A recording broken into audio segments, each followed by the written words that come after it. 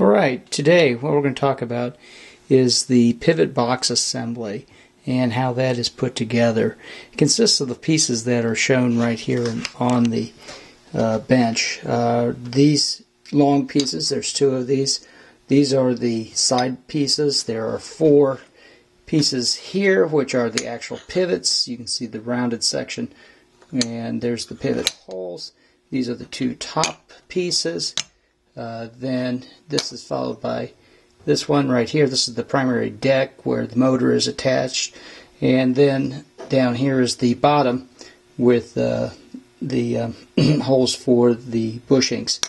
So those are the four primary pieces.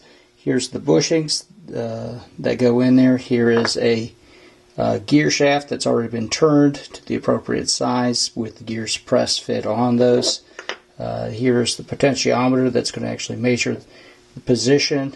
Here's the gear that actually it's a nylon gear that's used by the potentiometer to measure things. Got four standoffs. And lastly right here is the actual motor.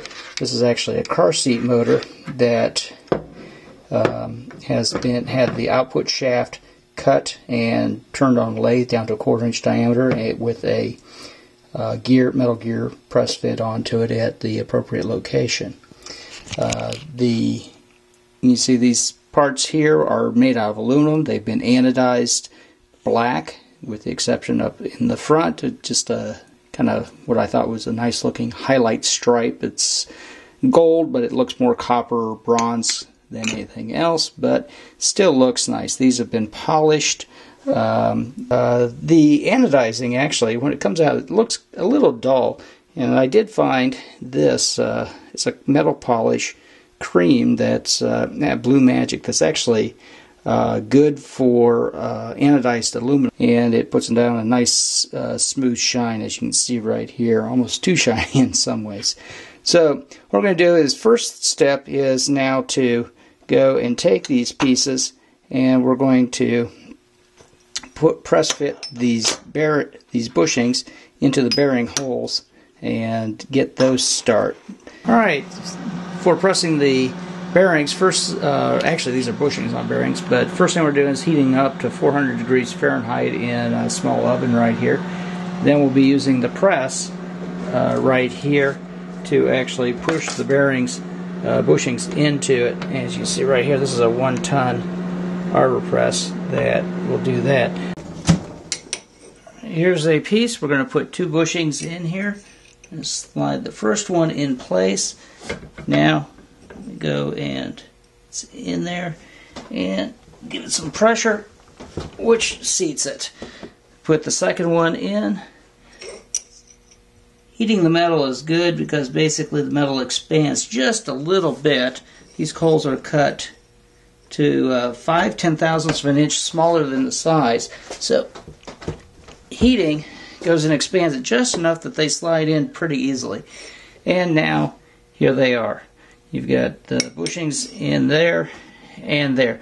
I'm going to take the motor, this will be the pivot motor, and the block that it goes on.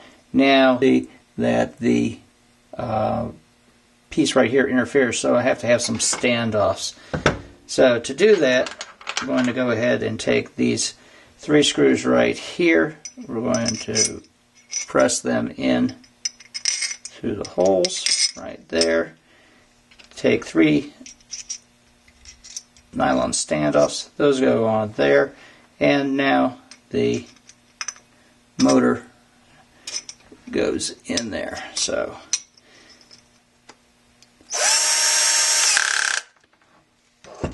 alright, so there. Now the motor's been attached to the plate with the standoffs.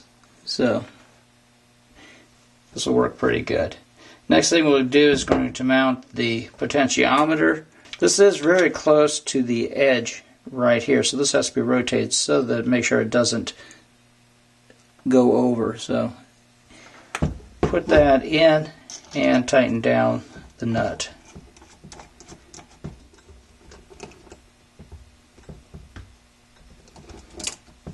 Alright, that's been put in place. I'm going to just go and slide this nylon piece on here real quick. So this deck has been prepared and is ready to go. So what I'm going to do now is attach it to the bottom plate. Do that. What we're going to do is take this gear right here. This is part of the two-stage reduction gear.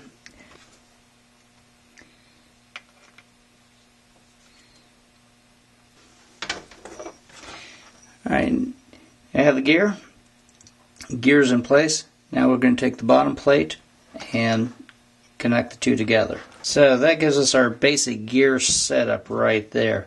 But what we're going to do now is we're going to take that and we're going to take one of the side pieces and we're going to connect the two together. So we've got screws.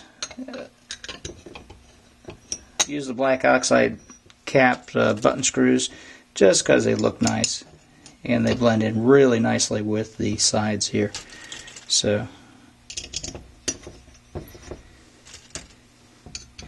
we'll put these things in there real loosely like that, because the next step what we want to do is go and take the top blanks and put them in there. I'm going to use the one that looks the nicest. We'll put that one on top and we'll attach those screws for those two. Now that's been done, we'll flip her over and now we can do the other side. Alright, once all the screws are in there loose, now we're going to go ahead and tighten it up. For speed, I use my total electric drill.